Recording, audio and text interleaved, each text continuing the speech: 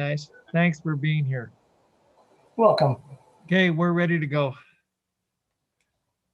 Excellent. So you may get started whenever you're ready. We have 77 attendees on the line at the moment, and we do have that question and answer platform available at the bottom of the screen.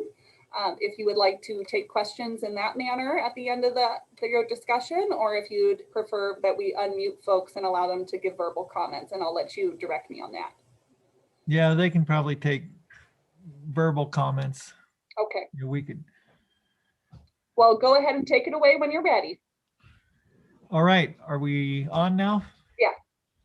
All right, well, thanks everyone for being here this afternoon. And Supervisor Williams and I are, the ad hoc committee. We're here with Nash Gonzalez, who's the interim director of planning and building, and Julia Acker-Krog, who's the assistant director of planning and building, and really the lead person with the cannabis. Both Nash and Julia are kind of leading for the cannabis right now since we don't have a program manager. We discussed cannabis for a couple hours last night. It was like someone said, it was a real downer, but at the same time, we felt like we needed to be straight with people and give the right information. So just a couple logistics is that, we have the chat box or the Q&A at the bottom. You can write your questions there, or you can make comments.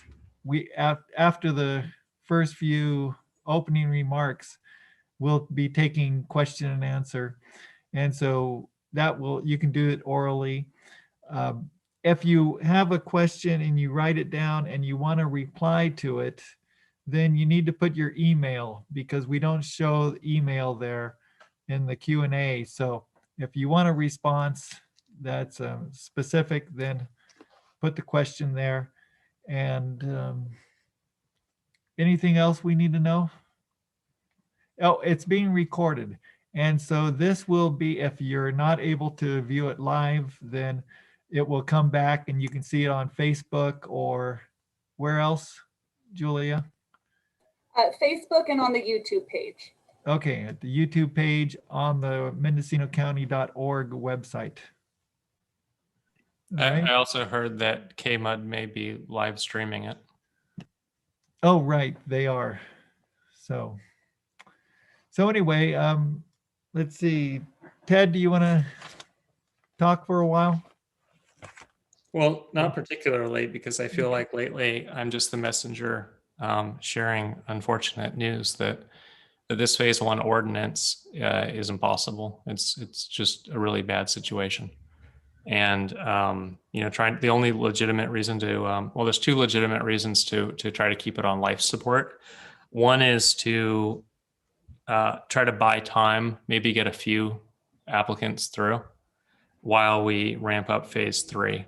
The other reason to support it is that you want cannabis cultivators to fail. And this ordinance is a really good way to fail. And so, I hate to be so blunt, but, after months of trying and meeting with state partners, meeting with staff, nobody who's close to this, who really sees the problems on their screen at their desk day to day, nobody thinks this will work. You may get 10% through, best case, and that's not really an answer. You have 1,100 in the system. We need to figure out how to serve far more than we can ever serve with this ordinance. And part of it is because the county worked on its model before it saw where the state was going. Some of it is probably bad execution, moving from ag to planning, staff turnover, and I think some of those problems are fixed, but it's hard to go back in time, and the state does have a deadline, and maybe there's a legislative fix will come to move that deadline, but there may be some strings attached that really prohibit the continuity of cultivation between our phase 1 and our phase 3. I've heard all sorts of ideas about ways to ensure continuity, say do an urgency ordinance. I haven't seen the real meat of that. An urgency ordinance with what mechanism to trigger issuance of a state license. If there's a way to do that, I'm fully supportive. I imagine the ad hoc and probably the board will fully support it. We don't want to see people lose their ability to cultivate in the legal market after being brave, coming forward, trying to participate. But at the same time, there's an ethical issue to tell the public what we know, what we think is viable, and what the options that exist on the table today, all the options that we've identified. It's not looking so good.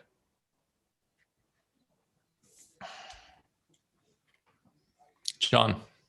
So, yeah, a couple other things is, we don't have a program manager, and, the staffing is, I think we have 4 planners working on the cannabis department, and then we have 2 kind of administrative staff, but we don't have the program manager. So Supervisor Williams and I are kind of heading the search for this position. And so we're looking at people.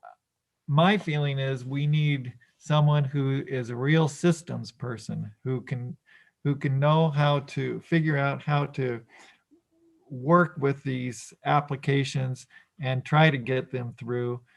Having some knowledge of CEQA would be great, but it's really just doing organizational systems work and CEQA, and having a vision for what the strategic plan for cannabis should be for Mendocino County. I think that is a huge thing that hasn't been addressed, because we're dealing with the existential questions of how to get people into their annual licenses. But at some point, we need to look at what do we want for our cannabis industry in Mendocino County, and how are we going to get there? And so if you know of anyone with those qualifications that can apply for this position, have them contact either Supervisor Williams or myself or the Human Relations. They're going to get a job description out fairly quickly. And so anyway, that's one of the big pieces of the puzzle that we're going to need to put together. And the board's going to have more oversight into the cannabis program moving forward, just to make sure that we're always kind of communicating back and forth and making sure that we know what is happening with cannabis, and cannabis is getting the proper direction that's needed from the board. And it just, Supervisor Williams and I can talk all day and we can agree on everything, but if we don't have the third vote, then it's not going anywhere. So with that, and also the deadline for the provisionals, we keep hearing that CDFA wants to get an extension to that.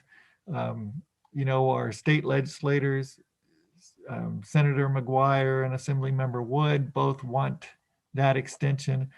But like we've said, they're going to want to show that there's progress being made towards the annual license. And so if there's not progress being made, whether it's having a consultant, whether it's working on the phase 3 or whatever your application is, if they don't consider that appropriate progress, then they'll kick you out of the provisional. And so we don't want that. We want to keep everyone moving towards an annual. And it's gonna, like Supervisor Williams said, it's difficult, and the pathways might be tight and narrow. And so there's lots of questions out there about, phase 1, how do we manage the existing permits and people who've been in the existing system, and what are we going to do with them, and how do we make that transition over to the state annual, which is really the thing that's important. And with phase 3, how's that going to come into play when we're already dealing with this phase 1 situation? So lots of questions, and seems like answers are getting harder to come by, but we're working on it. And so anything else from staff, Nash, or Julia, do you have anything you wanted to add? The only thing I think I'd like to add today is that I see a number of questions and I've responded to a couple of them as well. I do want to let folks know that the Appendix G document that we commonly refer to it, which is the 15168 checklist, has been posted to the Mendocino County Cannabis Cultivation page underneath the CEQA Consultants page. And I've shared that link within the question and answer portion. So that document is available, as well as it also covers what type of submittal methodology you need to utilize, the scope of work that's anticipated, and a guidance document from the California Department of Food and Agriculture related to the project description. And John, I'd like to add a couple notes about that. We're primarily talking about how cultivators can get their state licenses. And, I think the ad hoc is happy to answer questions about what we know. Hopefully the information is right. I like to give the right answer. But staff isn't really in a position to answer questions definitively about what the state will allow or what they won't allow. You're applicants of the state of California. You're not applicants to the county of Mendocino. And so we can speculate. We might be able to give some advice, but we don't want to create a dynamic where you take our advice, you run off and execute it, and then you don't get your license and come back and say, hey, I followed the county's advice and you guys are responsible. We don't really know. And probably after 100 of these pass through the system, we may have some better sense of what's a winner versus what won't get approved.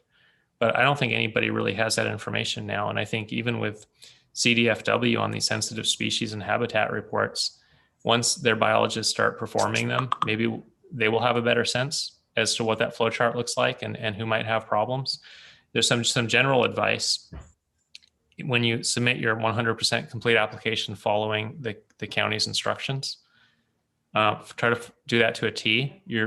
If you deviate from it, like if you send a whole bunch of JPEG attachments of handwritten forms without page numbers from your phone, that's blocking the pipeline for everybody else. And there's applications that may be viable that won't ever be processed because you're blocking the pipeline with an application that's really sloppy. So there's a bit of a cooperative element here. All cultivators, when they resubmit, need to look out for each other by streamlining the process, meaning, table of contents as staff tells you, with all the documents referenced and footnotes, and make sure everything that needs to be in there make sure you have all your building permits. If you don't have your building permits, you don't have a complete application.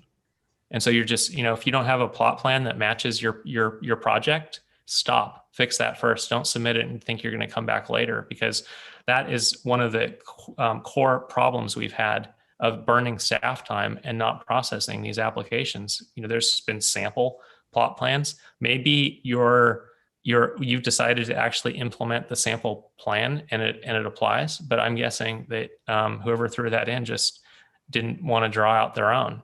And that kind of stuff is the low quality of applications is a real impediment to getting other people through. So, as a favor to your co-cultivators, try to get that together. We've talked about multiple paths to meeting the state CEQA requirement. This is the state obligation. One of those is to document what's in your county file, what the county has already used for review and issuance of the county permit, hoping that it'll also meet the state requirement. In order to do that, you need to have the sensitive species and habitat review done. The board has done everything we can to contract with CDFW to get a couple of biologists processing these. We don't know how quick it'll be. I think Supervisor Haschak pointed at 2 per day. And I hope that's the case. I'd like to see them do 6 a day, but they may come back and say they can do 3 of these a week. We just don't know yet until they begin. And I don't think they're going to begin until probably March. Those that get processed early, that are at the top of the stack, will give us some insight. But there may be people who aren't going to get processed until much later. Should they go do their own site-specific CEQA and submit it direct to CDFA bypassing the county, that's a viable option. Regulation allows it. We don't know exactly what it means for the provisional license, that continuity. We don't know how fast CDFW will process. I tend to think if they have a stack of them, it's their obligation. They will figure out a way to staff up. but it may not alleviate the need to get the sensitive species and habitat review done, because I think the state is going to expect review that includes compliance with local law, and local law is an ordinance and environmental document that references sensitive species and habitat review. So as a cultivator, this is your business, your livelihood. You need to be weighing the options and have a deep understanding of this problem. There isn't a single solution that makes sense for all cultivators. There's probably some where they're just not going to get through no matter what they do. The land is inappropriate, and it's not inappropriate through my eyes or John's or the county's. But according to the state environmental laws, it's just not the appropriate place for a commercial operation. If I knew that 100%, my advice would be stop spending money on the project. It's not going anywhere. And I know you want the flow chart to figure out if you're one of those, and we don't have it. There's probably some projects that are difficult to document, but if you really put in the work and make it easy for staff, give them all the documentation they need, you may have a fighting chance at this. And then there's some that may just be stellar applications. I have a lot of people contacting me, and there's a range. Some are asking, what is a state license? I really worry about that group. If you don't know at this point what a state license is, I don't have high hopes. There's other people who say they know they're waiting on the SSHR. They've had their own expert of equal quality come out to advise them on what problems may be. They have their permit, they have their application ready to go, and they've been studying the Appendix G and project description. I would think those projects have a much higher chance of success. Maybe they're on a parcel of land that's still inappropriate, and that's going to be tragic. But out of that pool, there's probably some that are viable. So we're going to give you some advice today and answer the questions best we can, but it's really on you as a business owner to study this and find experts who can help you. And I'd add that tomorrow, I think Supervisor Williams and I are meeting with the outside CEQA attorney to explore some of the other questions people have asked about the urgency ordinance and some of these other things that the CEQA attorney might be able to answer. So, we're still looking for these possible expansion of the pathways. It's difficult. And like Supervisor Williams was saying, when you submit your things, we're going to have a kind of a pseudo portal where you're going to submit the information, resubmit all the applications for your application for the permit. But what we need is completed applications. We need all the information, and you're going to have to put it in a logical way. And what we're working on right now is creating that template where this part you put in your project description, and here you put in the permits, and here you put in your LSAA. And so that when the planner goes, it's very cut and dry. Okay, you have this, you have that, you check all the boxes, and then you would have hopefully a completed project. And maybe Julia could answer some more questions about that. When we hear that our staff sends out letters to the cultivators, and it takes months to send out these correction letters, and the wrong address or the person moved or something like that, and then we talk to CDFA, and CDFA can say, hey, there's no problem, we send out the email. Everyone has to have an email address, and that's how we communicate with people. And you want us to send out 1,100 notices, we can do that in a matter of, the punch of a button, right? So that's, I think we need to go to a system like that where everyone has to provide an email address, and that communication is direct. We can communicate with all 1,100 people if 1,100 people are still interested in being part of the program, but that we don't have to wait to send out a snail mail letter to someone and then wait 30 days for it. That system's not working anymore. So we're looking at these efficiencies too, to try to make it work for both the county and the cultivator. Julia, sorry I cut you off. So Not a problem. You know, I think I'll reserve any additional comments until the question and answer section, so I can make sure it's most effective for any of the questions that folks on the call have today. Okay. So do we want to go to some questions now? Sure. It looks like so far we have about 26 questions entered in. Julia, do you have people lined up? I do have, there's questions in the question and answer box that's available at the bottom of the screen. It appears we just jumped up to 29. And then you can also let me know whether or not you want to take verbal comments after we go through some of those questions. And then I can encourage folks to raise their hand, and then we'll call on them in the order that we see those pop up. So I will go ahead and start with the first question, and this is from Michael Katz. And it says, during the board discussion yesterday, the question of amending the 10A17 ordinance to remove the requirement that CDFA conduct the sensitive species habitat review, or replacing the sensitive species habitat review with some other mitigation was considered. The board decided not to pursue this because of the potential risk of opening up the MND. If the pass-fail nature of the CDFW sensitive species habitat reviews are the primary reason that supposedly 90% of phase 1 operators won't make it, then it seems at some point this may have to happen. The question is, would the ad hoc be willing to explore with CEQA professionals about other potential mitigations that could replace it? So I'll take a stab at that one. The risk, I'm not against removing the requirement, but I don't think we would have an MND if you were to just yank it out and not replace it with something equal. And, you know, maybe it would make sense to strike CDFW and let cultivators hire their own expert with equal qualifications. I wouldn't have a problem. I think that's still mitigation. I think there's a risk. We have limited staff time right now, so we're in the mode of picking battles. What can we do that will have the greatest return on investment?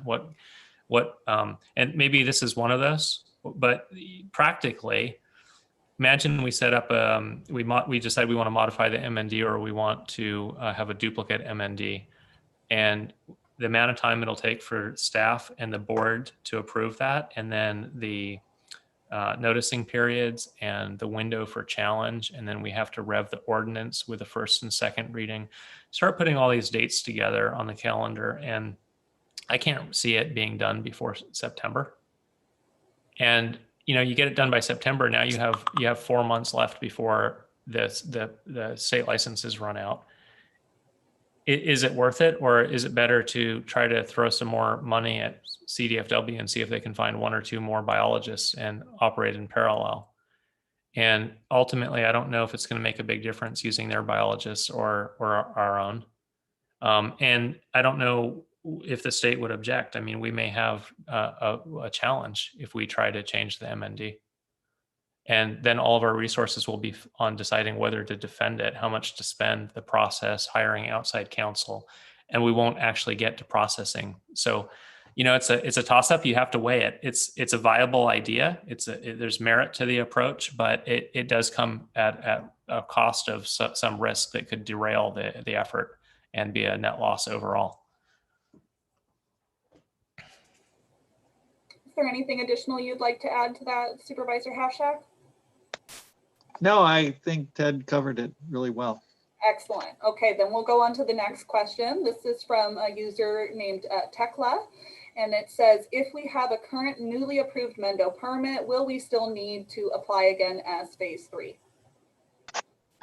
Well, hopefully, if you were able to get through to your annual permit with your Mendo permit and you have everything done with your permit, if you have the sensitive species and habitat review done and all that, then you know, you're ready. You just need to do the site specific description and the appendix G, and then you'd apply to the state.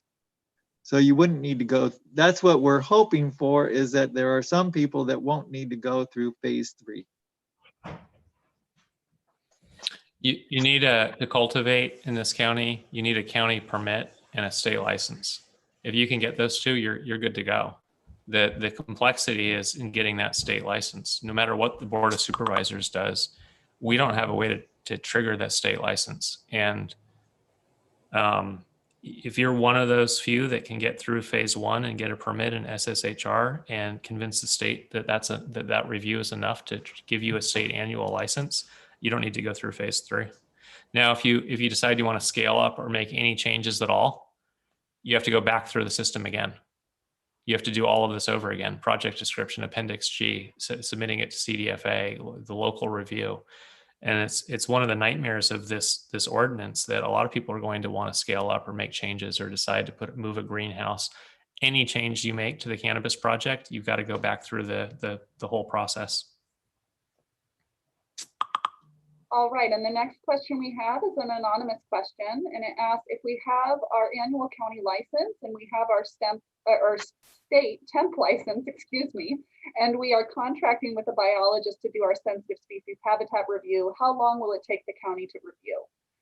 And that might be you can't contract with your own biologist. I mean, you can if you want to get their opinion. That's cool, but the requirement per our ordinance and environmental document calls out CDFW doing the inspection. So I could see, if this were my livelihood, I had a small farm that I wanted to save, I could see bringing in my own biologist to give me some advice and screen for potential problems. If it were, I hope it's okay if I'm saying this, if it were me, I would fix those problems before CDFW ever shows up, because you can't, with our ministerial process, you can't condition. So if CDFW says there's a significant impact and here it is, it may not be possible to apply conditions to say, well, you can do it subject to blank. And so I would try to clear up any environmental conditions I could. If it's an area of sensitive species and I've cleared 10,000 square feet, I don't know, maybe I'm just stuck. Maybe that's not the appropriate parcel per the state. But if it's something that I can address, I would. And so I think that's where your privately contracted biologist may come into play.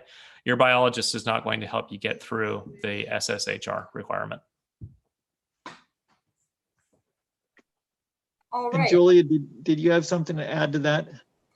No, I think Ted answered that sufficiently. My only comment was going to say, for staff and our turnaround time, it just really depends on the completion, how complete those documents are that come into us. So it really is a pretty variable amount that it could take for staff to review. But I appreciate Supervisor Williams' response regarding the concerns of having a biologist. It's Ted. Ever since Supervisor McCowan left, it's Ted. Okay. So Julia, this will really put you on the spot. I didn't prep you for this, but out of curiosity, I know the staff has some discretion in where to categorically exclude permits or from CDFW review if certain conditions are met. Maybe we don't need a full SSHR by a CDFW biologist. What happens if a cultivator hires their own biologist and their own biologist puts together complete documentation that there is less than significant impact? Does that give staff any justification for not sending to CDFW? Are we able to, no. We may provide it. We could provide it to CDFW to help inform their review, but the ordinance does require that CDFW determines that it's a less than significant impact. Do we have, and I know you don't definitively know the answer, but given that you work on a lot of permitting issues with CDFW, maybe you have a better educated guess than I have. If CDFW sees that documentation, that a qualified biologist has done a report and it's detailed and it doesn't find significant impact, would you think they would take that into serious consideration? Would that sway their decision that groundwork has already been done? Typically, they will look to see whether or not that report prepared is in line with their protocol guidance on surveys to be conducted to evaluate impacts to potential sensitive species. So if a biologist has followed that protocol level document and has addressed all of the required surveys being conducted during the appropriate blooming windows and followed that formatting as well, then in my experience, CDFW has accepted those reports. They may have additional comments or concerns, but now, of course, this depends upon whether or not they're in agreement with the analysis by a biologist about impacts being less than significant. And in my experience with coastal development permits, often that can be a difference of opinions between biologists, including CDFW, as to whether or not they agree on the survey results. A lot of people, I imagine there are questions in the queue, so I will just ask. A lot of people are asking for that flow chart or check sheet. How do they screen for what might be what may not pass an SSHR? Is there anything we can point at from CDFW, or do we just simply defer people to CDFW to ask? I think I would probably want to speak with Trent Taylor a little bit further on this, because he really worked on developing that guidance document as well, and the pilot policy. So I would be a little hesitant to answer definitively on this without doing a little bit more research on my end, just because I have come into this sort of secondhand. I wasn't always involved in the cannabis program from the get-go. Fair enough. But we did get this pilot program going where we can screen some of those applications, and hopefully they don't have to all go through CDFW. That was the goal. What we're finding is CDFW wants to look at more than we thought they'd want to look at. And so that could create a problem even when we get these 2 biologists online. So if we're ready, I'll move on to the next question here, which is from Blair Auclair, and I apologize, Blair, if I butchered your last name. The question is, what happened to the urgency ordinance? It's not going to get someone an annual, it's to give cultivators time to fulfill CEQA. I don't think it really works. I mean, that's the bottom line. I mean, try writing it up, and maybe you might run into the same problems I run into when I try to write it up. I just don't know what it would do. You can cultivate with your phase 1 or your embossed receipt today. So how is it meeting CEQA for purposes of state license?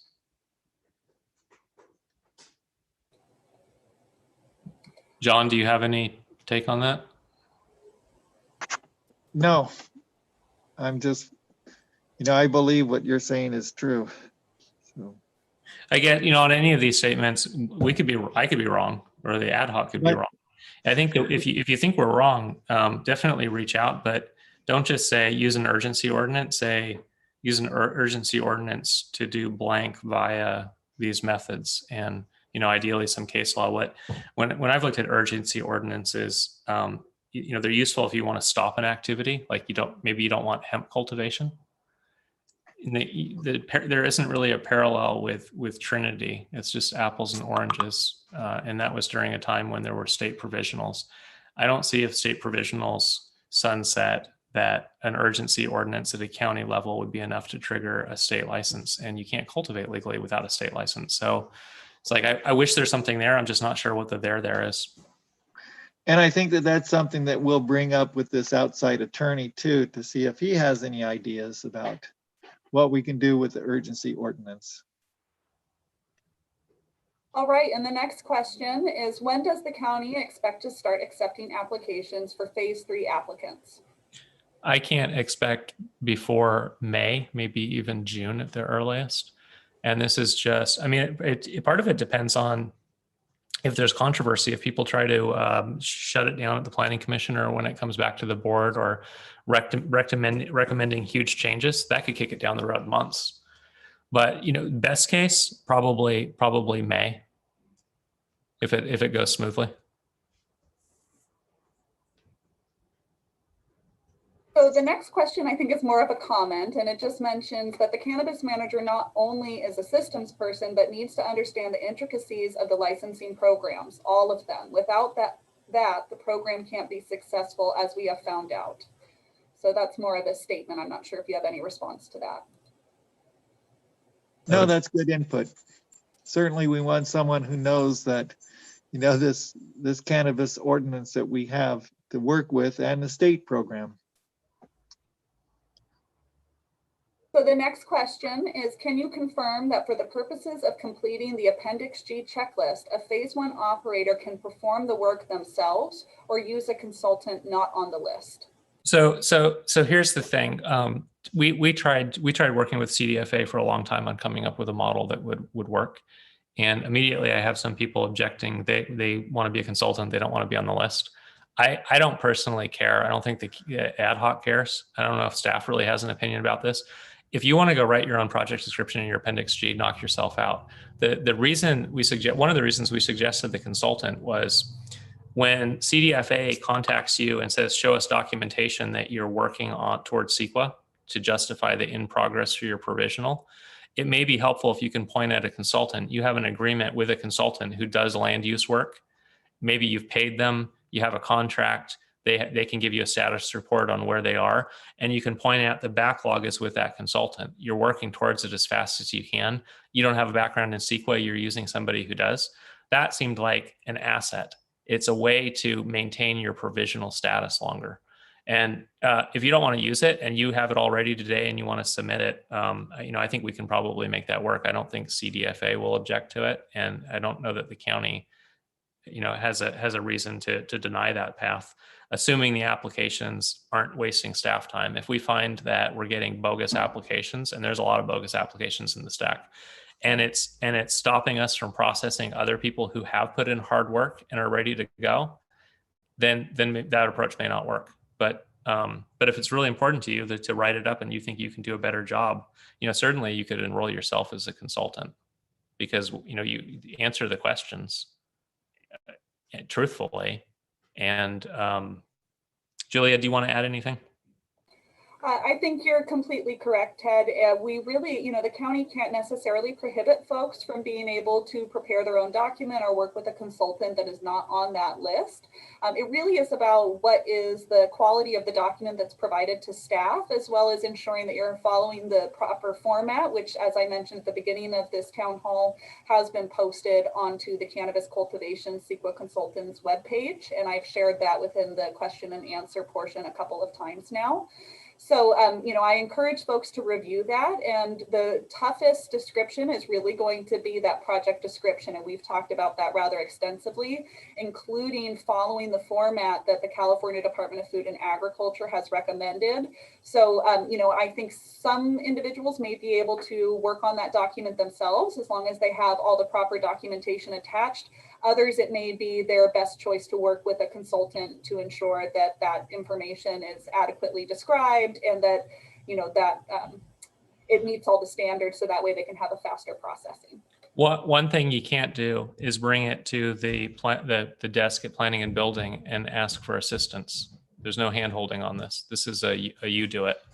And if you submit one that causes a rejection from the state, that's bad. And you're going to wish you would have used a consultant. At the same time, I know there are people out there who can do a better job than most of the consultants. There are consultants that will take money and probably have no experience in this, and you won't get your license. And so, it's buyer beware. There's some great consultants, and there's probably some that are going to see this as an opportunity. Maybe these are out of county folks that see Mendocino has this need and a lot of demand. So I'm hopeful maybe the association or associations, as it may be in a position to steer people towards consultants that can be trusted, that have a track record. The county's not in a position to do that. And if we start setting criteria, we're going to be debating who's on that list and who isn't, and the merit and the appeal process. And we won't process phase 1 permits because we'll just be focused on managing consultants. So, all of this is staff and the ad hoc and the board of supervisors trying to do our best to find a way so that cultivators can get through the system. There's no conspiracy. There's nobody working at the county, as far as I can tell, who's trying to hold anybody back. There are a lot of instances where a board of supervisors meeting, you can't spend the time to adequately explain answers to every question. And that's why we're holding this event today. All right, excellent. Moving on to the next question. It asks, are we looking into quantifying cannabis as an agricultural product like Santa Cruz?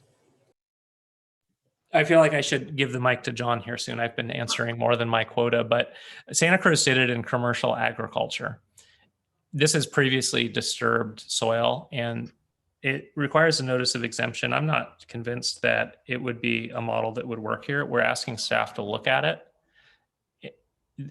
If we declare it to be a field and row crop and a permitted use, there may be some benefit. We may also have the state say that the state classification is not as agriculture and that it has no benefit for the state license. So I don't want anyone counting on it. There's additional research going in, probably less research since we have reduced staff at the moment. Down the road, it may be a viable approach for some. Now, will it be a viable approach for a residential parcel on a hillside in Covelo? I haven't seen that as a viable path anywhere in the state. So I don't want to point at it and say, yeah, hold out for that, it's coming. Well, and the other thing is when we brought this up to CDFA, that there were certainly different messages going on. And so we don't even know if CDFA is honoring what's going on in Santa Cruz with the agricultural activity. And, you know, they certainly have this commercial agricultural zone that we don't have.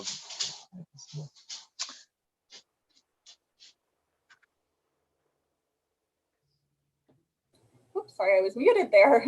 All right, let's go on to the next question here. It's asked, can a permittee or applicant request a copy of all of their application materials on file with the county currently? Julia? Yes, I can take that. So as we have it right now, of course, any individual may submit a Public Records Act request to us or reach out to us to look into their file. However, for the purposes of completing the Appendix G document and the checklist, we are really encouraging, you know, any material that we have in our files, the applicant should also have in their files as well. So a requirement of or at least the scope of work is that the applicant would provide to any consultant the documents that are necessary to support their Appendix G document, including the statements within the project description. So I guess it's sort of both. It's a yes and a no. Of course, any individual may request copies of their files. However, for the purposes of this, we really are encouraging and really would require, because of the volume that we have in our office, that applicants provide those documents to their consultant.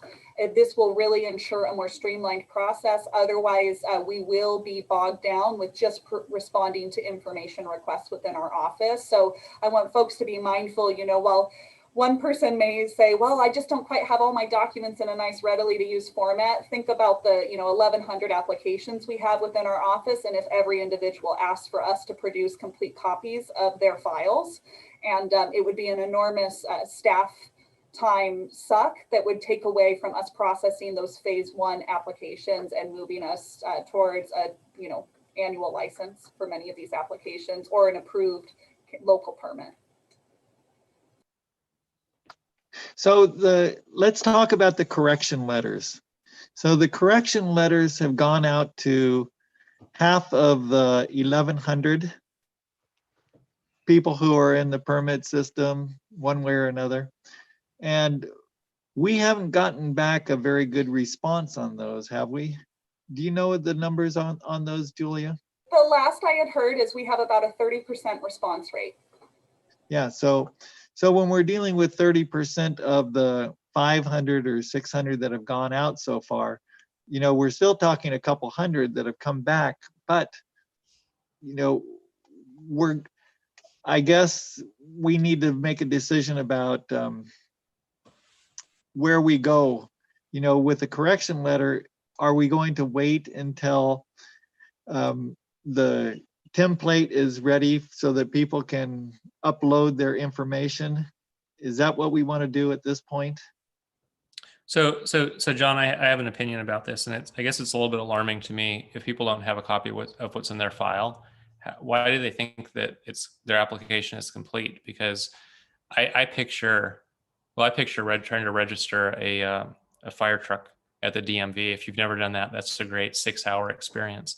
But you go there and you bring all your paperwork and you spread it out on the desk, and they look it over and they say, no, you're missing a couple documents. You don't leave it there at the DMV and then mail some documents in and have them put together your file. They tell you to get your paperwork off their desk and come back when it's complete and they can process it. And I think we've made a grave mistake here, that we have these files where, and I'm not blaming cultivators or staff. This is just an organic process that came about, but it's really bad, where you're missing something and you send it in, and then you email another document and you get an LSA from the state and you send that in, and the stuff is accumulating in a file at the county. That doesn't, to me, represent a vetted application. That's just a bunch of random documents shoved into a file. And if we continue down that path, I mean, we were talking about, we sent out correction letters to half, and what did it take? 3 months?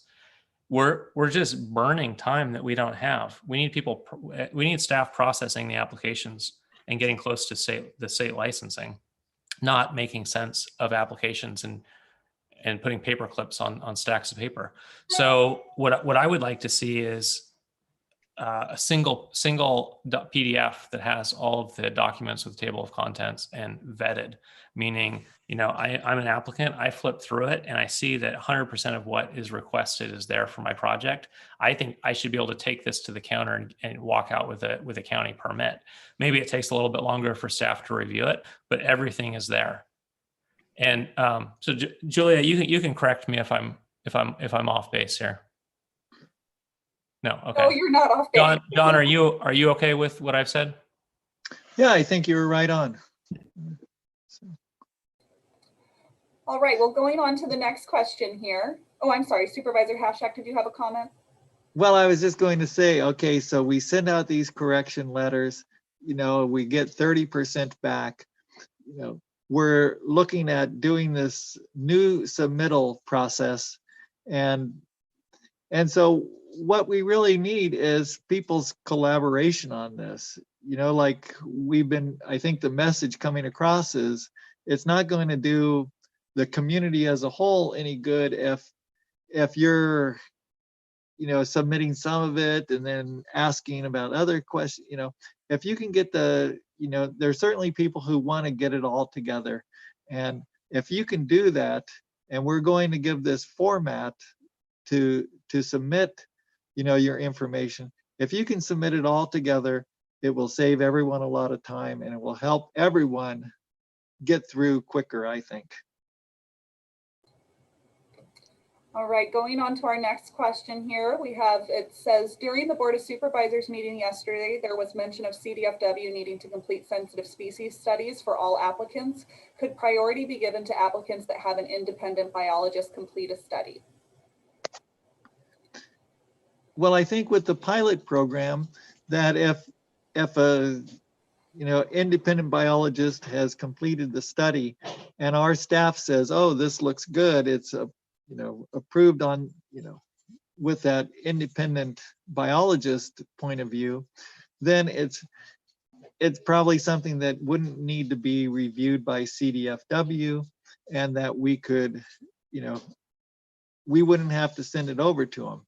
I mean, maybe there's a different point of view from Julia or Ted, but that's the idea of the pilot program, is to be able to deal with these that don't have the issues, and that we can kind of just check them off, and CDFW would say, oh yeah, well, that's been taken care of already. We don't need to review it. Julia, out of the 1,100, how many do you think do not need CDFW review? Well, I think, once we reached out to CDFW, I think there was more that they were looking to review that what we thought may have been screened out originally. So I don't want to give you an exact percentage, but it's rather high. I would say it's probably above about 75%. Okay, so going on to the next question, and I'm actually just responding here, but I will still read it out loud because it is, I haven't quite fully finished my response. It asks, is the county still accepting phase 1 applications? And the response is no, we are not accepting phase 1 applications at this time. So the next question is, I thought that ad hoc was negotiating with CDFA to develop an approved Appendix G. There isn't an approved Appendix G, but to check the boxes on Appendix G, you need to be in compliance with the local permit, which includes all the environmental elements. And so, when you hear us talk about the worry that a lot of people won't get through this, the worry is they're not following the local ordinance. And this is probably dangerous to say, I think you need to have building permits. And, when we did the pilot program, a lot of the applications are missing building permits or permits for ponds or permits for electrical, whatever it may be. And I think that's a problem at a state level. And I know when it's come up before, I get a lot of pushback about that the county should look the other way, and it's not really pertinent to the project. I think that's part of CEQA, that it goes in the project description. And staff will probably, Julia, you could chime in here, but Yeah. So when you write up your project description, you're going to say, well, there's a building that's being used as a drying shed and it has electrical and the electrical was permitted. Maybe you would even say, here's the permit or here's the date it was finalized. There's some level of reasonable detail there that the state expects. If you don't mention that there's that shed, when they look at the satellite image, they're going to say, why doesn't this match the project description? And you. You're absolutely correct. I mean, when you do a project description on anything, you must go ahead and include every structure, every pond to be constructed, anything that is existing as well as proposed. And that's what these state agencies are going to be looking at, is what is the project description? Because as they evaluate for existing disturbance as well as future disturbance, that's how they're going to be able to base their environmental review on. So you're absolutely correct. So when you think that staff is making your life difficult, asking for this level of detail, it's staff trying to improve your chance of success in getting the state license. We don't want to see these project descriptions in Appendix Gs not trigger a state license. We really don't want to see that denial. Julia doesn't want to see that. So when she says you need to describe those buildings and you need permits, it's not the county trying to make your life difficult. And I know, unfortunately, Jesse Davis is not here, but I spent a lot of time talking to him because he was intimately involved in reviewing the applications and looking at the permits. And I know he got a lot of pushback on you got to have the permits for the development, but he saw otherwise these will go to the state and the cultivator will go from having CEQA pending and having a provisional to not having a state license at all. And Paul, I just like to say that, the Appendix G is just to verify what we have in the county ordinance. And so that's just to show that you're in compliance.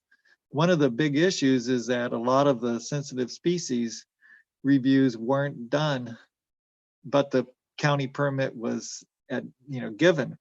So what we're trying to do is, go back and make sure that if a person has a permit, that they can get through the Appendix G, and that means having to do the sensitive species review. And that means CDFW is involved. So. Okay, so our next question is about building permits, and I think you've already touched on this a little bit. So it says, by all building permits, does that mean buildings where cannabis work is not conducted? What if we are in process of getting Class K on all our buildings, cannabis and not? And I do have just one comment on this immediately. Class K is a residential type of building regulation. It is not for commercial purposes. So it is very important that folks, when you're doing your building permits, you need to talk with our building inspection division or with a building contractor regarding what is the proper occupancy you need for that structure. And with that, I'll turn it over to the ad hoc.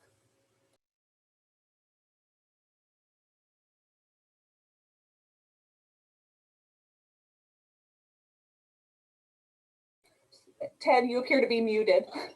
Oh, I'm muted and I think John's had enough here. My recommendation is have your building permits in order, get finalized, try to avoid a sketchy situation where you have a bunch of buildings where you're doing cannabis work that don't show on the books. That doesn't sound like a recipe for success. John, do you have anything you want to add? Class K? No. I just I'm trying to get my lighting right. Okay. So anyway. All right, and our next question here is, the county plot plan could also be the CDFA property and premise map. Is this still the case, or does a cost of a new map need to happen? That's probably best for you, Julia. Well, I think, as long as it meets our basic standards for the CDFA property and premise mapping, that could be provided to our office as well. I think our real concern with current plot plans is many of them do not actually reflect the development that's on the ground. So I encourage folks to really, think about the plot plans you've provided to our office. Ensure we have the most updated and accurate plot plan, because that really facilitates a much easier review by our office. As well as if you can ensure it meets the basic minimum standards of our plot plan requirements, that is great. Oftentimes, if they are professionally done, those are easier to review, but again, it is not a requirement of the ordinance that has to be professionally completed. Julia, out of the 1,100, just based on the sample that you've seen, how many would you say are meet the standards? I think, initially, I think we had many that did not meet the standards. I would say probably about 75% again, but there's been quite a bit of back and forth over time with many of these applications. So I would say, now we have, I would guess it's about a 50-50 split in terms of applications right now between what have sufficient plot plans and what have deficient plot plans. So one takeaway is half. I don't know, maybe it's not, maybe that half doesn't represent any of the people who are listening to this call. The fact that you can show up to Zoom, you kind of have your act together enough. You probably also have a decent plot plan. But in general, if half of our plot plans are bad, we're going to fail half of those cultivators. So you're down from 1,100 to well, you probably down. I mean, you start compounding these problems, and you're probably down to 100. John? No, I appreciate Julia and your input. So, John, if somebody needs a plot plan done for the 3rd district, are you doing them? am I doing them? I don't know how to do a plot plan. So, Is it possible to put on a workshop for how to do a plot plan, or is there a guide we could point at, a planning manual? I think we could probably share, there's many different resources available, including, YouTube is a typical resource many folks go to. There's many resources available, but, we also have our sample plot plan that's available on the planning and building site, as well as within the cannabis cultivation tab on our website. So I encourage folks to look that over. And, if, of course, it can be helpful to look up some, assistance videos. There's also applications that can help you to prepare those. So you just need to, do a little homework. And if you're not comfortable drawing it yourself, you can always look with one of those applications to help get your plot plan drawn. So this next question is a bit of a longer question here. So it's asked, thank you for hosting the virtual town hall. While the primary focus of this call is largely on phase 1 and phase 2, is there any progress that you can convey as it relates to phase 3? I understand there's a large backup of applications, but specifically focused on the rangeland ag zoning and where we are heading on the 10% of acreage plans. Is there any information you can share there? Speaking on behalf of a cultivator that is operating successful grows in other counties, the example is Sonoma. So we already meet and understand the CEQA requirements. So we haven't had the first reading of phase 3. We anticipate best case probably May. And I can respond that I've been actively working on our documents for a planning commission hearing. We are considering scheduling a special planning commission hearing for that. So that way the focus can really be on the cannabis cultivation ordinance for phase 3, as well as changes to the facilities ordinance that were, provided at the same meeting of the Monday, January 25th meeting of the Board of Supervisors. So, folks can stay tuned. I also maintain a list of interested parties. So if individuals are seeking to be added to that list of interested parties and receive notice of the hearing, please submit your request to pbscommissions@mendocinocounty.org. And I will go ahead and post that into the question and answer area as well. And folks can also find that information available on our website. and so just to be clear, that for this phase 3, the process is that the board gave direction and sent it off to the planning commission. Julia is working on getting it to the planning commission. The Planning Commission will make their recommendations back to the board. The board will get it as a first reading, and then it will have to come back to the board as a second reading. Is that correct, Julia? Yes, And then after that, it's 30 days until it's active. effective, yes. So that's why Supervisor Williams is saying it could be May before it's really up and running. And then we'll have to see what kind of staffing we need for that, because we've got the existing cohorts and then this new cohort coming in, and how do we make it work? So the next question has multiple parts to it. So I do have Trent Taylor available on the line in case the ad hoc would like to hear from him at all, as this relates to sensitive species habitat review, and he was very instrumental in working on that pilot policy. So the first is, can you please outline the potential applicant procedural paths based upon the responses to the sensitive species habitat review questionnaire? A, under what specific conditions are applications referred to CDFW? B, what happens once the referral to CDFW has occurred? C, can biological assessments, desktop or field investigative level, be submitted as part of the 30-day notice responses? And can the bioassessment materials be submitted in advance of receipt of a 30-day letter? And I am going to, supervisors, I'm not sure if you would like to answer any portion of that question, but I do have Trent that I can make available to respond. I want to make John answer it. Yeah. I want to make Trent answer it. And thank you, Trent, for being on the line. Thank you, everyone, for being on the line. So, except for Ted. Well, thanks. Trent Taylor, Planning and Building. The pilot policy that was created is the policy that's actually stated in our ordinance. And what that did is allowed county staff under some kind of approval of CDFW to do sensitive species reviews. The questionnaire was designed by county staff and CDFW. The questionnaires come back to us, and we'll review those, and then we'll do a variety of things with that internally in the cannabis program. And we'll be looking at the California Natural Diversity Database. We'll be looking at hopefully satellite imagery. We'll look at conformance with the plot plan. We'll look at what's happening actually on the ground compared to what we have in our files.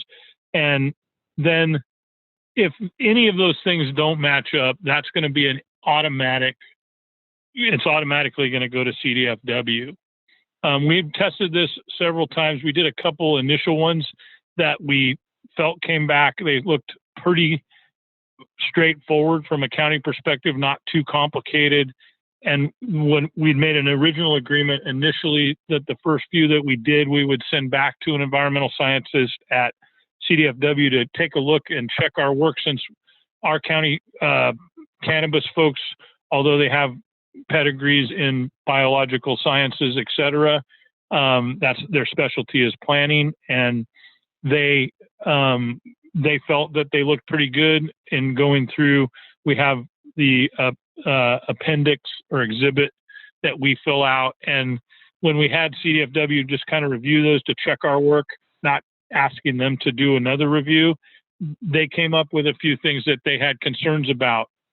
And so it's looking more like probably more of them than less of them would actually be reviewed by environmental scientists. The county will not be approving any without CDFW's involvement that would require or request any kind of studies, because those would be called for from an environmental scientist at CDFW.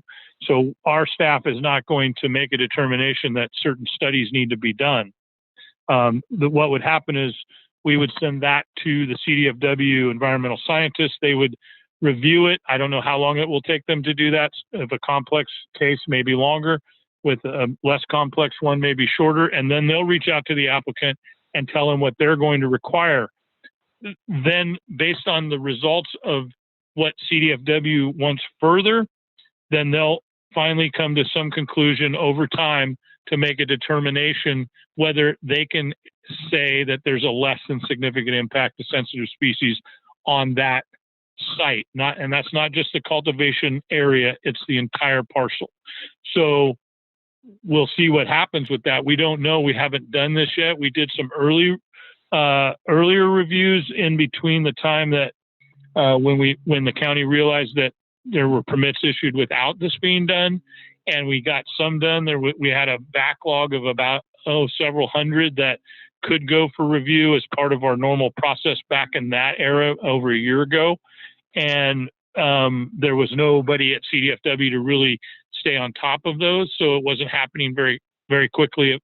It wasn't happening within months. It was taking a lot longer than that. So the reviews that we got back early on before we had the policy were more types of discretionary type of reviews where CDFW had wanted to condition the permits, but unfortunately in our ordinance, this permit for phase one is a ministerial permit, and the standard in this ordinance requirement for sensitive species review says that you have to meet the less than significant impact of sensitive species before the county can issue the permit.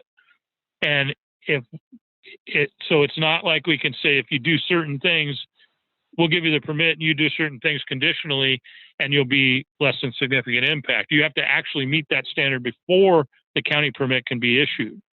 So that's where any studies required in this, we don't know what they will be. They will be definitely called out by an environmental scientist. And I would imagine that if people did early environmental review of their site with environmental scientists or biologists or any studies pre-submitting any of this to the county to then give to CDFW if necessary, I think that the veracity of those studies would have to be looked at by CDFW. And I'll take any other questions anybody has.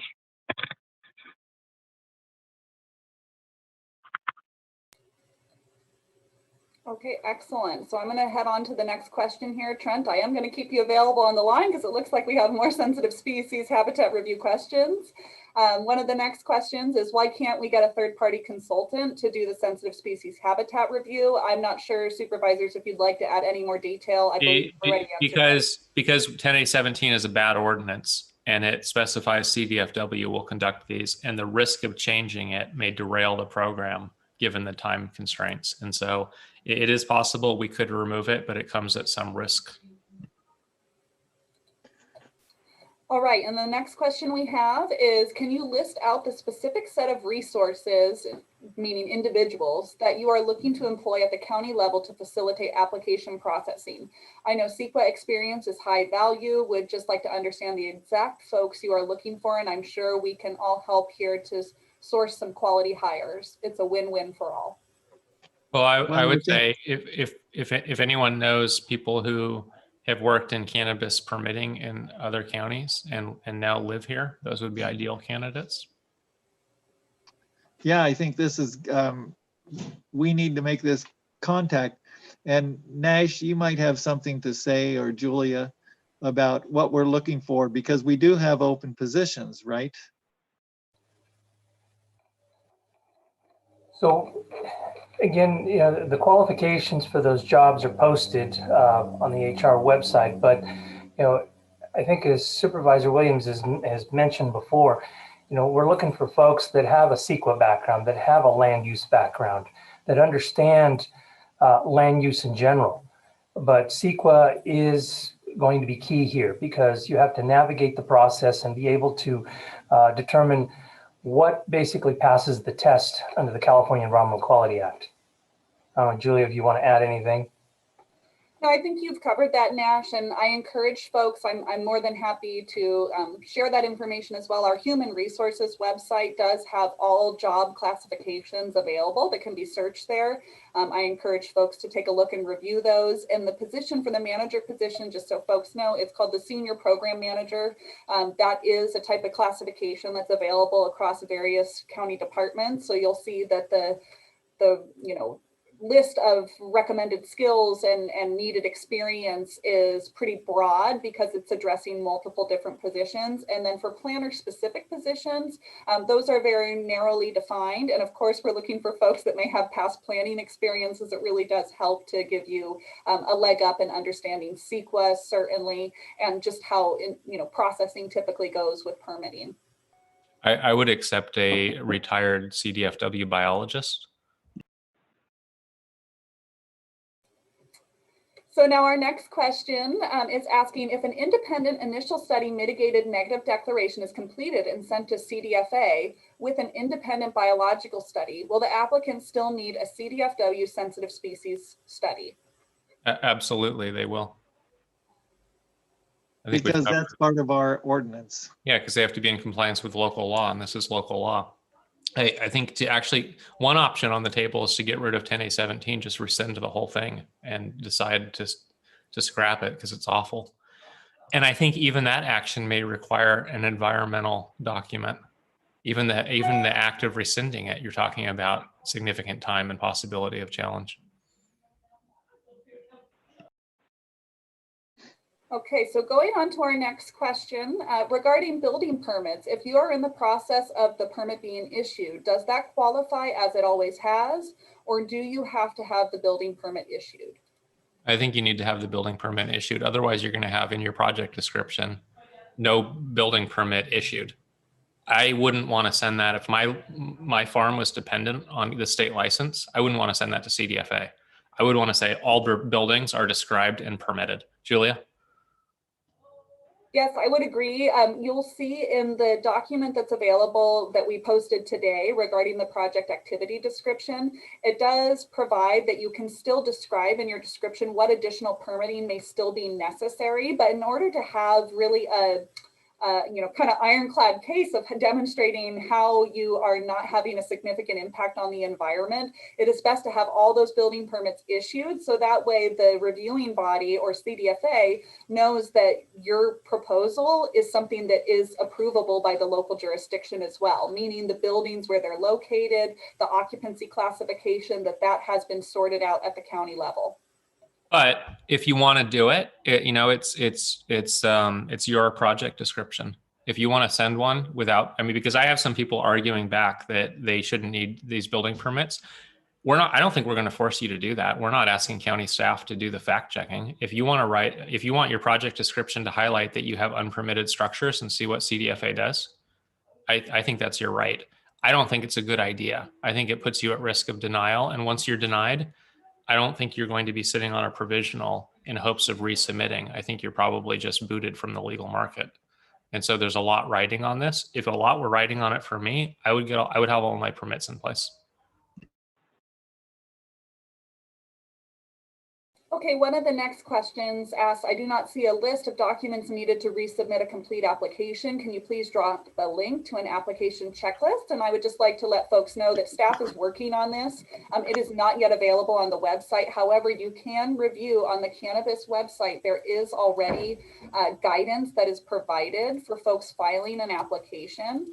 And that really relates to when you look on the main page, you'll see we have our various buttons and it says forms and resources. And I recommend you click on there and review, because depending on what type of permit you're seeking, that may have a difference in terms of what type of documents you have to provide with that. So I would recommend that folks review the website, what we already have available. And then of course we will share publicly when we do have that checklist available on the website. And staff is hoping to get that out within the next couple of weeks here, so folks can really make sure they have their completed applications submitted back. I don't know if the ad hoc wishes to add anything more on that. No. Well, it's with the next question too, is that with this portal, that's what we're talking about, is this kind of systematic approach to making sure that all your application is complete, and how to submit that in a way that's digitized, and that it doesn't require a lot of staff time to review everything that in different formats, so it's all very clear cut. Go to page 8 to get the LSAA, go to page 9, you'll see the CDFW checkoff or whatever it is. So we're going to have that up and running within a couple weeks to make it streamlined for people to resubmit all their stuff. My personal take on this is I want whatever is quick, whatever we can do tomorrow or the next day. We talked about a portal with Trackit, which is the software the county uses for a lot of other tracking. And we heard that there's a security fix that's needed from the vendor, and that could take a couple months. And a couple months in county talk is a few months, maybe. Could be longer. Could have a training aspect, and it needs to come before the board. And so I don't really care what the process is. If it's a Dropbox with a one-way upload of a PDF, that's fine. We know emailing it may not be a viable option because these attachments are large. It may not come through. And I really want the cultivator to have confirmation that it was received by the county. And I'd like it to be time-stamped so that there's some proof that the county received it on a particular day and time, not just that it's sitting with in an email box, probably with a bunch of lost attachments to ag employees that no longer are with us. And this is the nature, if you decide you don't want to cultivate cannabis, try writing really crappy software and charging counties, because at every turn, it's delays and it's huge expenses for what you would think some high school kids could pull off in an afternoon, setting up a submission form with an attachment. So I'm with John, but I'm more concerned about time of implementation than having an ideal solution. And there's got to be something off the shelf that we can just use. And that's what Supervisor Williams and I spoke this morning about, this Excella and Blair's question, which is a couple down, about using Excella. We talked about that, and we feel like this approach that we're going to try is probably the quickest and simplest for the county to deal with. Thank you. So with that, you tackled a couple of those questions, and I see we have another question here at the top I don't believe we've addressed yet, which asks, is Supervisor Williams saying that the Appendix G that is on the county website has not been approved by CDFA? And I can fill that in there, that it has been, the form has been approved by CDFA as an acceptable format. Obviously, the content is a fill-in content by the applicant. Then we have a clarifying question here, and it says, my previous questions was not about the Appendix G checklist, but about the checklist for a complete county application resubmission they're referring to now. Will there be a guide checklist provided to folks recreating their resubmission packets, and when? I believe we have already addressed that as well. And then the next question is, work on current submissions stopping until resubmission?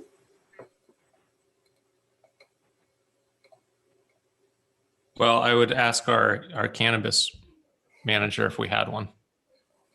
Julia, do you want to take that? The reality is that we are still working through all the materials that get provided to us. So we are not stopping work, so to speak, whatsoever. But obviously, we will be working with the ad hoc in terms of what our procedure is going forward for getting the complete resubmission of application materials to our office. So Julia, I think inherent in that question, how long would it take with the current level of staffing we have allocated to cannabis, how long would it take us to get through all of the files, send out those correction letters, get the incoming corrections put back in the file? Should we even be doing it? I mean, if we're talking about this won't get done until end of year, then why not just require 100% resubmission? Yes, I think, I think yesterday at the board meeting, we weren't able to discuss that a little bit further, but I think you saw in some of the public comment letters as well. And I would agree that I think staff time could be better spent, maybe not sending these notices to correct out, but it could be better spent working through some of the reassignments, resubmissions, ensuring our equity grant program is ready to go, and then ensuring that we're really getting, going hard on that sensitive species habitat review as well. So I think the planning director probably has the authority, this is operational, to make those decisions and find the most efficient, best use of staff time. I don't know that it needs to come back before the board. Excellent. Thank you for that. So this next question relates to SB 59, and the question is the county working with Senator on passing SB 59, the cannabis licenses? This bill addresses the January 1, 2022 expiration of the provisional licensing program and the July 1, 2021 expiration of the CEQA exemption provided to local jurisdictions offering discretionary permits. The bill in its current form would extend both expiration dates out 5 years, though that does not answer the CEQA problems. It gives more time to work it out. Well, Supervisor Williams and I have met with Senator McGuire and Assemblymember Wood. We've talked about this issue about extending the deadline. They understand it, they're supportive of it. We've talked with CDFA, who is supportive of it because they've got 5,000 provisional licenses, which they can't deal with before January 1st of 2022. So they need to get this deadline extended. So there's kind of a consensus that the deadline needs to be extended. The question is, you know, what kind of proof they're going to need that progress is being made, because they've told us very clearly that they don't want to extend the deadline without us showing that in good faith we're moving our program forward towards annual licensure. And so, and people, the cultivators are going to have to show that too. So I don't think they're talking 5 years, which is in that AB 59, that they're talking a couple years, I think. Supervisor Williams? John, I think the question is also asking about our involvement, and maybe it's time for you and I to do a little bit of travel and lobbying in a COVID safe way. Well, most Go of to the Sacramento. most of the votes for this come from Southern California, and I think that's been the worry. I hope it passes. I think it's a really great idea. I'm happy to see who's taking it up in addition to it being taken up. But I think to get it passed, it'll take support from Southern California reps. Is this a problem for them? And what I'm thinking is maybe we should contact Senator McGuire and Assemblymember Wood and see who the people we need to contact are, and to tell them our story about Mendocino County and why it's necessary. So and the bill for social services they're going to get from our county if we don't find a solution. right. Another complication to the EDD, Employment and Development Agency, which is a mess. So our next question here is, there could easily be hundreds of unpermitted buildings in this application process. Where is building and planning going to get the manpower to get these buildings inspected and oversee cannabis? And yes, I was going to say, let's turn to our interim director. So right now we are currently down one building inspector, and because of, I'll say, a good, bad economy, which we're not in what we call a normal situation, because you would think that in a pandemic and in a bad economy where unemployment is a lot higher, people wouldn't be building, but this is one of our busiest times that I've ever seen in years, where the building department is backlogged on processing applications, and building inspectors are basically in the field all day long trying to catch up on their inspections.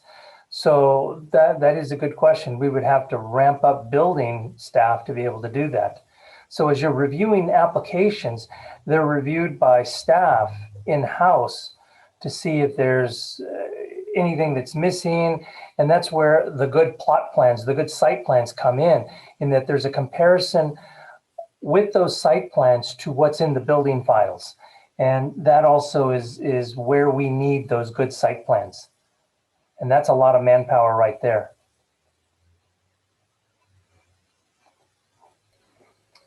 All right, thank you, Nash.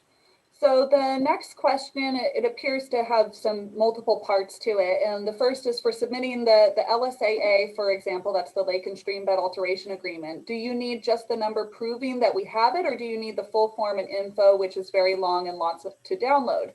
Same for water resources, information, etc. And I believe that we have typically required that we get a complete copy of that document so we can ensure we review it, not just the file number, but I would like to also see if Trent has any comments on that.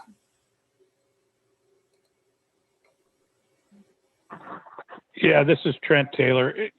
The program is varied in what they're willing to look at. We tried to streamline that, and there's a certain amount of confusion with documentation coming back from the state where if we try to access that ourselves, what we won't take is just an email that says that they applied for those things or that they're pending.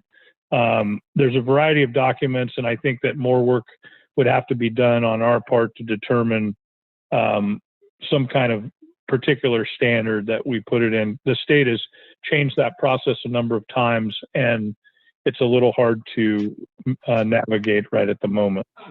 When we're ready, could we get that standard posted on the website with the other docs? Absolutely. So the next question, and I believe we've addressed this somewhat in some of the board meetings, can CDFW subcontract with third-party biologists? Well, that's what we're doing with this. They're not exactly third party. They're like biologists emeritus for CDFW, people who worked for CDFW before. So that's who we're going for. We've told them we would, the more they can give us, the better. Right now they're looking at two, one that should come on by the end of this month, and the other might take another month or two. So I don't know if they're looking at third parties. We could talk to them about that, but that's kind of a stretch probably.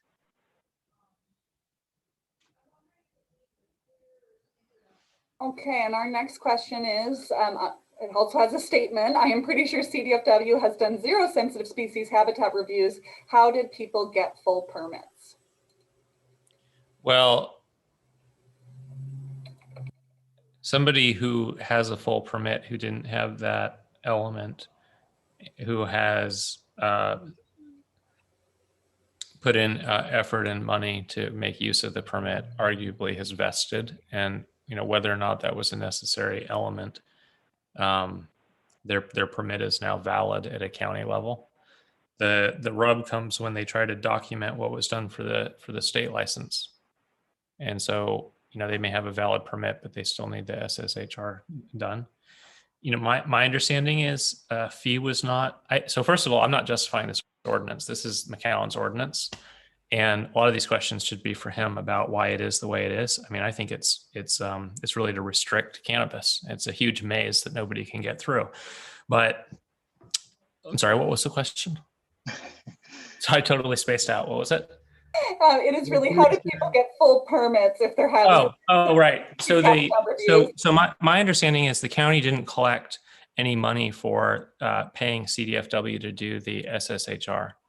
So we've been sending these over for some time, and my impression is that there's just a stack at CDFW, and maybe when they have somebody with free time, maybe they can, like doing a crossword puzzle, they can pull one of these out and see if they can finish it.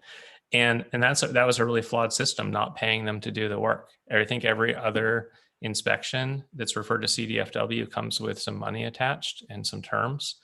So just recently, with board support, we got a payment model in place so that we're actually contracting them to get the work done. And these two biologists, I think at least one is retired. Maybe you can only work 900 hours a year or some such. But at least we have staff that's actually paid to do the work. And this is their primary focus. If this had been in place years ago, we would probably be having a different conversation today. Julia, do you want to add anything? No, I think you covered that sufficiently. Well, and these biologists, I'll just add, is that not only is it going to be their primary focus, is they're dedicated just to Mendocino County. And so far, like Ted said, CDFW hasn't had a real interest in doing these sensitive species because they're not getting compensated for them. With this model we're doing, we're using, we're hiring these people, and that's their sole focus. So it's a cost to the county for sure. But we feel like, to help people get through the system, and this is the obligation that the county has to the cultivators who've been in the program. I think the only question is, why wasn't it done previously? It is an obligation. Yeah. And we'll leave it at that. Okay, and just being conscious of time here, I do want to let the supervisors know we have about open 56 questions still on this question and answer. We do also have 3 hands raised. So I'm unsure if you want to just keep going through questions or if you'd like to hear from some of the individuals. And if we hear from individuals verbally, I'd encourage that we limit it to a few minutes each, just to ensure that all folks can be heard and we answer as many questions as possible. Yeah, let's go to some people asking real questions. All right. Well, real live questions. Sure. So we're going to start with our first one, and this is Paul Hansbury. And Paul, I'm going to allow you to talk here. So please unmute yourself when you're ready. And I'm going to keep a little timer here. Supervisors, how much time would you like to give each individual? Let's 2 minutes. Okay, you got it. All right. So I'm going to go ahead, and Paul, when you're ready, go ahead and unmute yourself, and then I'll start your time. Hi, Paul. Hi, how are you? I'm here with Susan as well. Hey, Susan. We actually have a couple of things that we want to talk about. First of all, I know that we have, in our particular case, we have a complete application. All building permits are all taken care of. We've got approval from CDFW and the water boards. The only thing missing is the sensitive species and the CEQA, which seems to be a log jam that's not our fault. How should we proceed? That's number one. Number two, we submitted a notice of non-operation we spoke about this, John, non-operation for the year of 2020.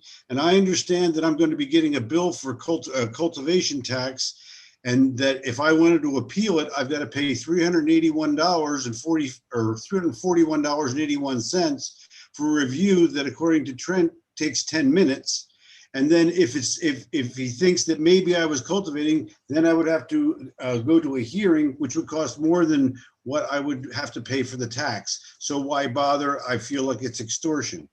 The third thing is really important, is that with the equity grants, is there going to be any money available? And what is any money available for phase 1 operators who have been putting so much time and effort into these things, and when they're just mom and pops, home growers, and have put in their life savings into this? Is there going to be any kind of equity grants that are for them, as opposed to people that were just arrested for growing?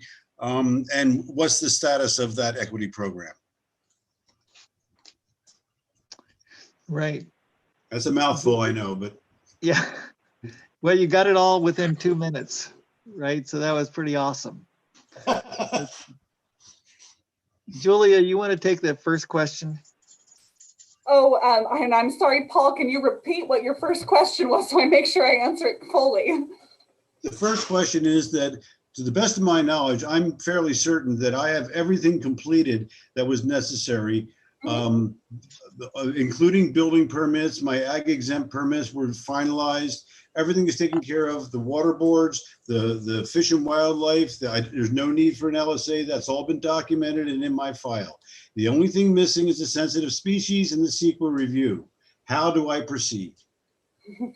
So I think, Paul, we can certainly discuss offline as well, but this is something, thinking about the priorities of our current cannabis planning staff. And I think the direction we heard today is that, we aren't necessarily needing to stick with these notices to correct.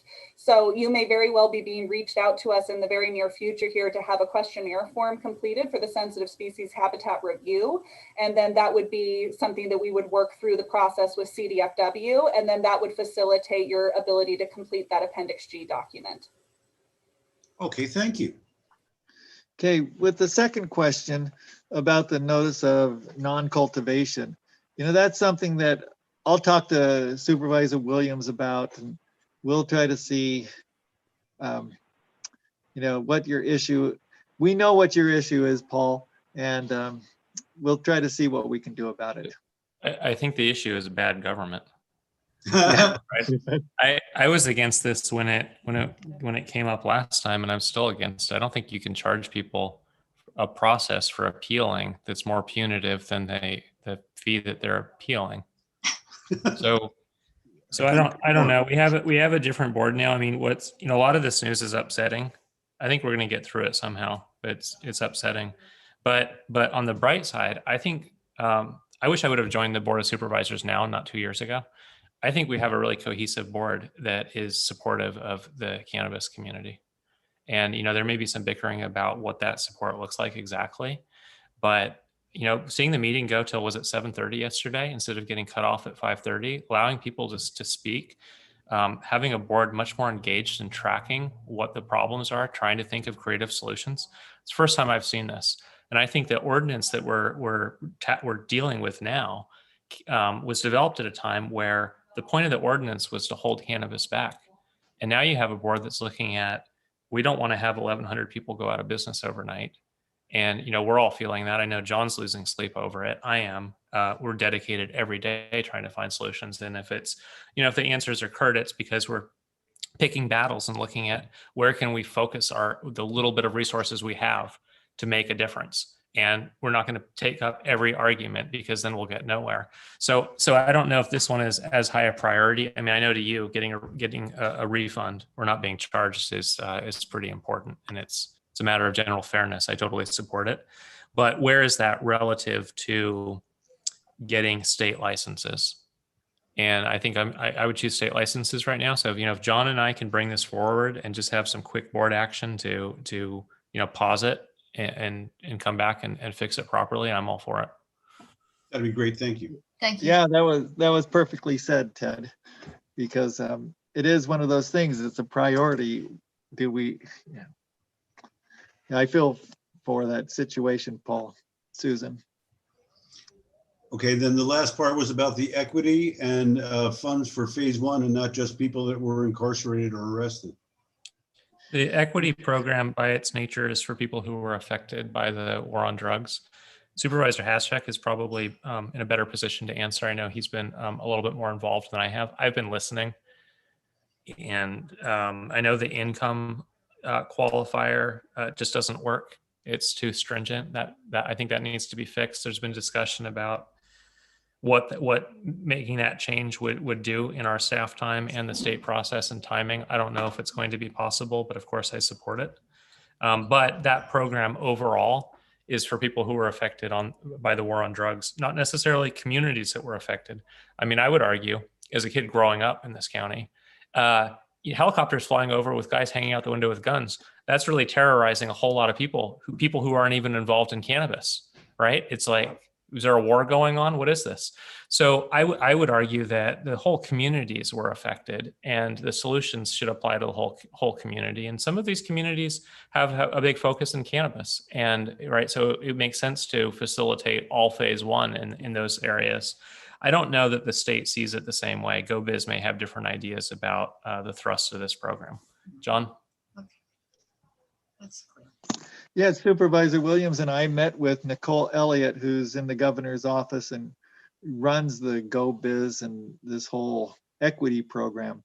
And we brought that point up that, there's not a person who lived through the 70s, 80s, 90s in Mendocino County who wasn't affected by the war on drugs, and so one of the criteria we have is that if you're within 5 miles of a camp raid, well, that's probably every person in Mendocino County. Yeah. That's one of the eligibility factors. Certainly the income is a problem, and it's probably set too low.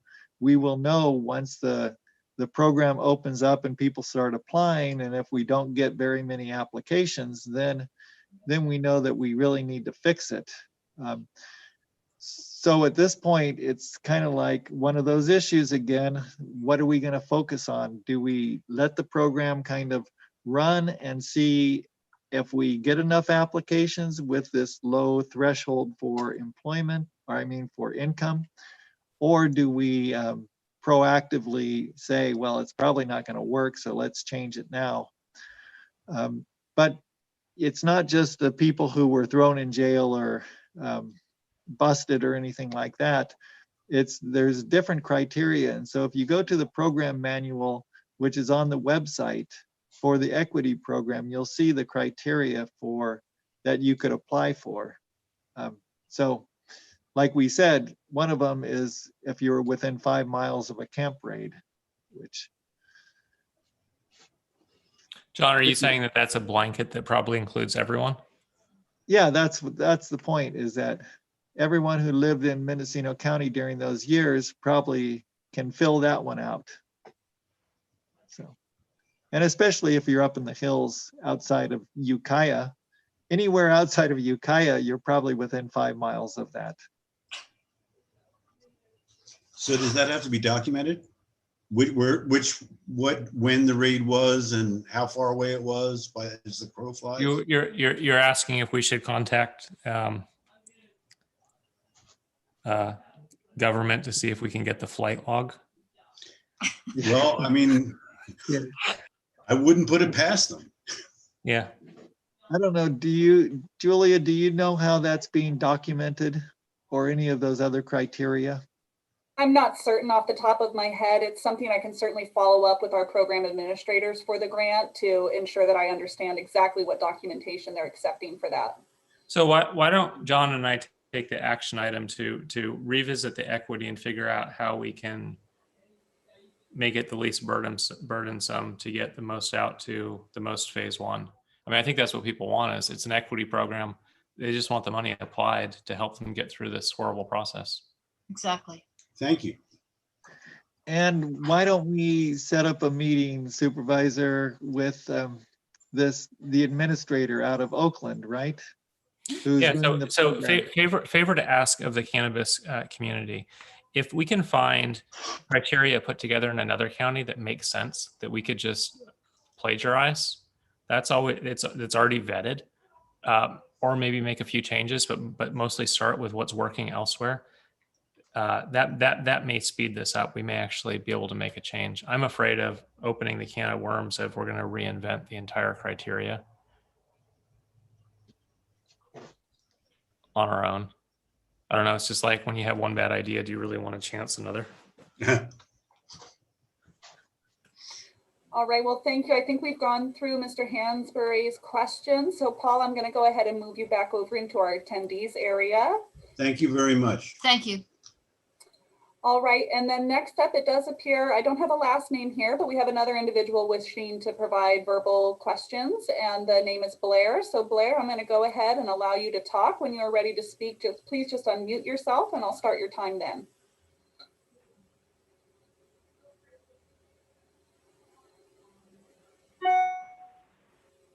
Blair, do we have you available? Blair. It appears the audio is not working on that. Let's see, trying again. Okay, unfortunately, Blair, it appears that we can't hear you at this time. So I'm going to go ahead and see if I'm going to move you back over to attendees and take the next question. And if you sort out your audio. Hello, can you hear me? Yes, now we can. There you go. Hi, okay, sorry. Please All right. I can't hear you now for some reason, but anyways, I wanted to say thank you so much to everybody who's here and taking the time to answer all these questions and to be here. And, you know, things look bleak, but at times they look positive. And I really believe that we can all work on this and continue to find a pathway forward in order to solve some of these really complicated issues. I wanted to, first, I'm curious about just hearing all the information about the SSHR. I really believe that we need to focus some more time on figuring out some alternatives. We haven't come up with the exact idea of how to fix it, but that we could really still spend some time figuring out ways to get through this. It seemed like that what Trent was talking about is that it's much more potentially of a not as much of a pass-fail situation, that what the picture has been painted, and that once an SSHR does go to CDFW, that there is some room for figuring out some mitigations before having it then go back to the county and then getting the annual permit. And I think if that's the case, I think that's a really reasonable position to go, not to necessarily get rid of it, but to be able to have some sort of mitigation to be able to pass that. And then will there be an order of processing applications that and what will it be? So that there's not a swamping and that people to rush to submit again if staff is not ready. And I think that is all. I really appreciate you listening to all the work MCA has been doing. And thank you again for taking all the time that you have. Yeah, thanks, Blair. I think both of those issues are ones that we're grappling with right now, is how to deal with this SSR, and also how are we going to manage the staffing to deal with hopefully the load of work that is going to be required. And we're trying to make it as little as possible on staff. That's why we're looking at doing these things that will put kind of the burden on the cultivator to resubmit their work and to make sure that it's all done completely before staff starts muddling in, getting in there and dealing with it all. So I think, Julia, did you have a different idea on that, or? No, I think you've covered that. Ted, you might have an opinion. I was thinking that John and I should do it, and neither of us should be allowed to leave the room until it's complete. And therein lies some of the difficulty. I feel like it's taking me a good half year to really come up to speed on some of the nuances here. And I'm afraid when we hire new folks, no matter how well intentioned, maybe they've worked on planning elsewhere, there will be a ramp up. And we've been talking about how we can assist. We probably can't do as much hands-on work as I would like to do, because some of these can be appealed to the Board of Supervisors, but we will make every attempt possible at not repeating the mistakes that have been made in the past. The question about the submission process and staggering, using a digital submission process, it shouldn't be a problem, right? Let the computers queue these up and store the files. It's a problem when it's all coming in paper from different sources and you have staff trying to coalesce into files. But single file, 100% complete application, those should be able to come in through a portal or a one-way Dropbox. And it may actually be of value to staff to be sitting on a large cache of those before beginning to process. We can do some sorting. Maybe we can look at the entire stack and see, are there some common patterns?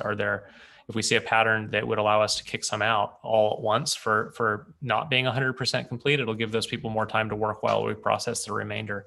So I would say leave it to Julia and Nash. It's operational. They're going to come up with a system, but I don't think we're going to ask applicants to stagger their submissions.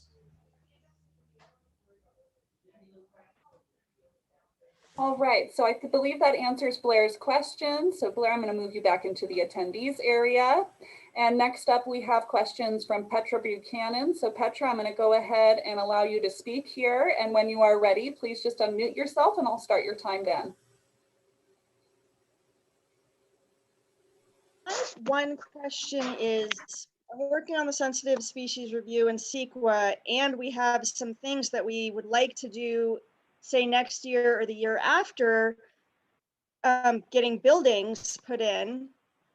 And so I want to put them on my CEQA as proposed, but I'm not going to have approved building permits for them.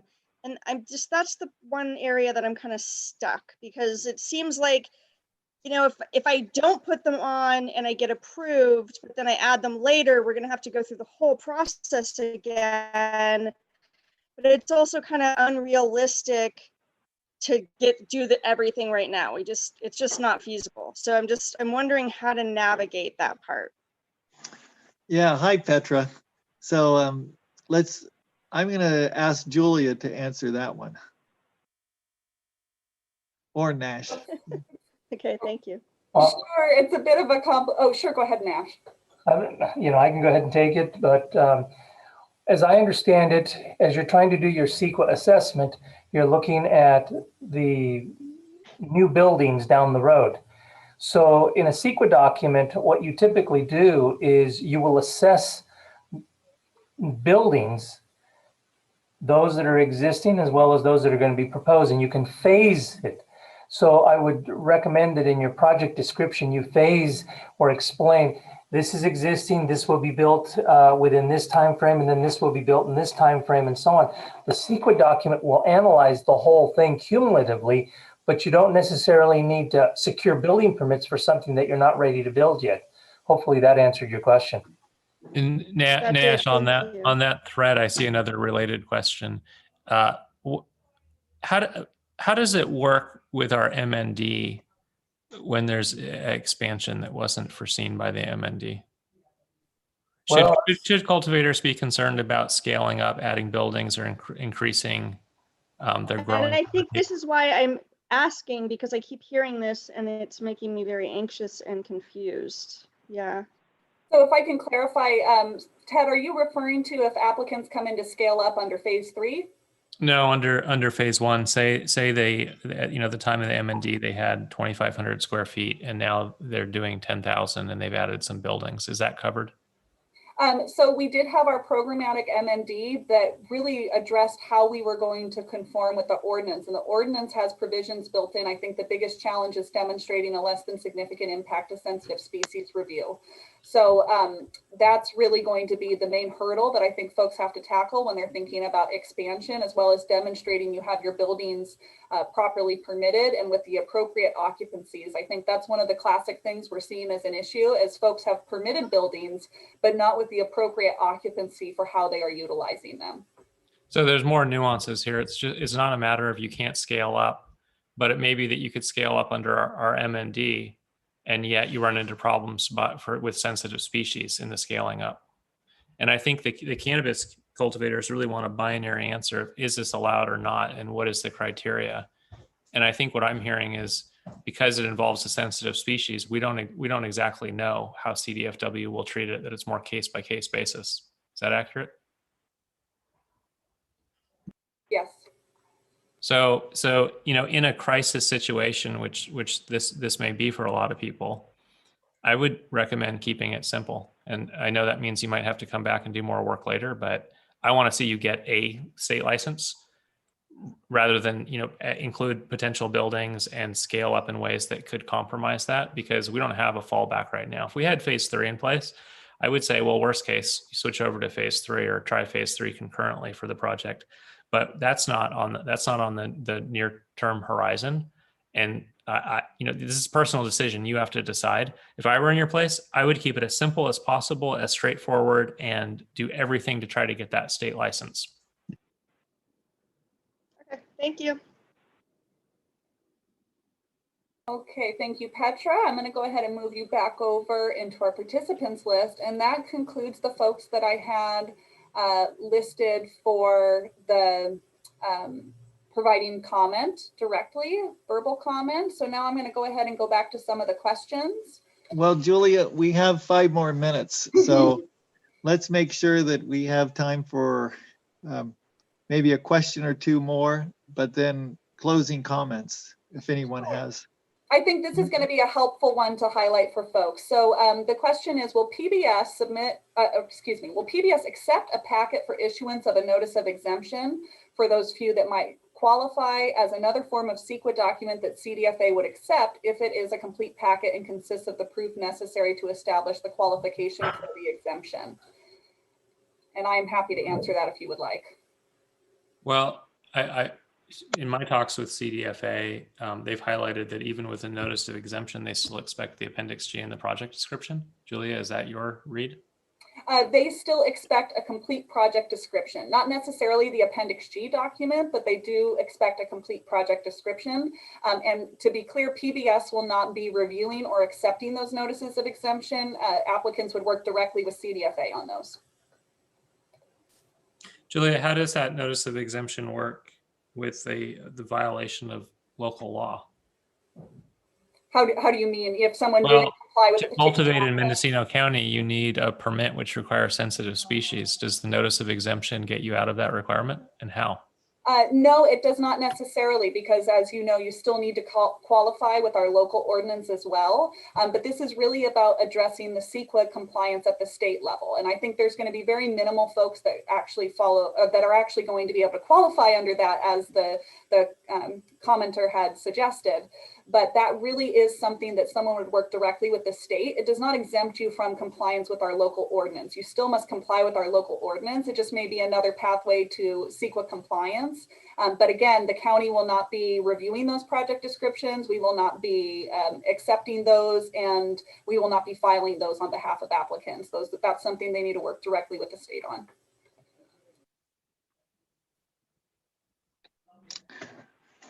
Okay, well, Julia, we have 3 minutes left, so maybe we should just close it off.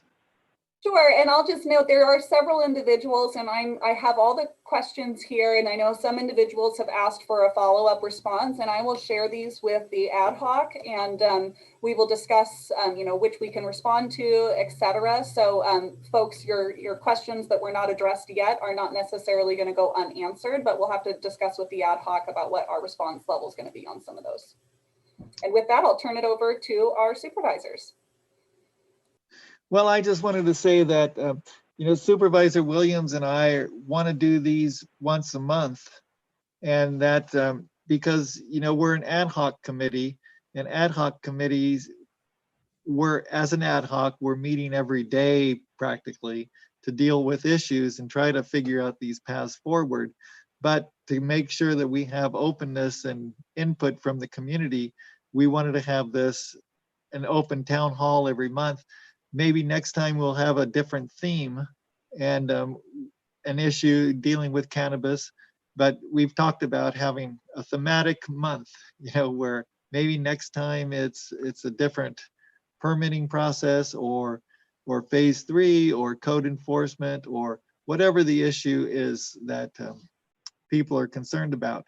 So you can always contact me at haschakj@mendocinocounty.org. That's HASCHAKJ@mendocinocounty.org. Or my phone number is 707-972-4214. I really wanted to thank everyone who is here, from Julia, Nash, and Trent, from county staff who helped and are recording this. And remember, you can see it on Facebook or the county's YouTube channel. And thanks to Supervisor Williams for answering all the questions. Thanks for having me. My contact details are at ted.net. And in closing, I would like to ask anybody who works with staff, please go easy on them. They care about you getting through this process. I happen to know Julia on her time off, on her vacation days. She's focused on how are we going to get folks their license under phase 1. I've heard it at other events that staff doesn't want to see cultivators successful. That's not what I'm finding. Working with staff one-on-one and pretty much everybody across the board, they're all spending extra effort on their own time, looking at ways to get people through this. Nobody wants to see this program be a complete failure. And it may be that it's on life support and that we know the ordinance won't work. We want to make as smooth a transition as possible to phase 3 or whatever comes next, and try to help, if we can get 100 through, those 100 have spent 3 years. They deserve to get through, even if we can't bring everyone else along on phase 1. And I think we really have that commitment from staff. So when you're working with them, try to use their time sparingly so that we reserve time for other cultivators. And don't put unnecessary pressure on them. They didn't create Prop 64. They didn't create the state regulation. And frankly, they didn't create this bad ordinance. Thank you. All right, and thanks everyone for being on this evening, and hope to see you all soon. Okay. All right, thank you. So with that, the town hall has ended here. Appreciate everyone being on the line, and I have captured any outstanding questions, and we will discuss that with the ad hoc as well.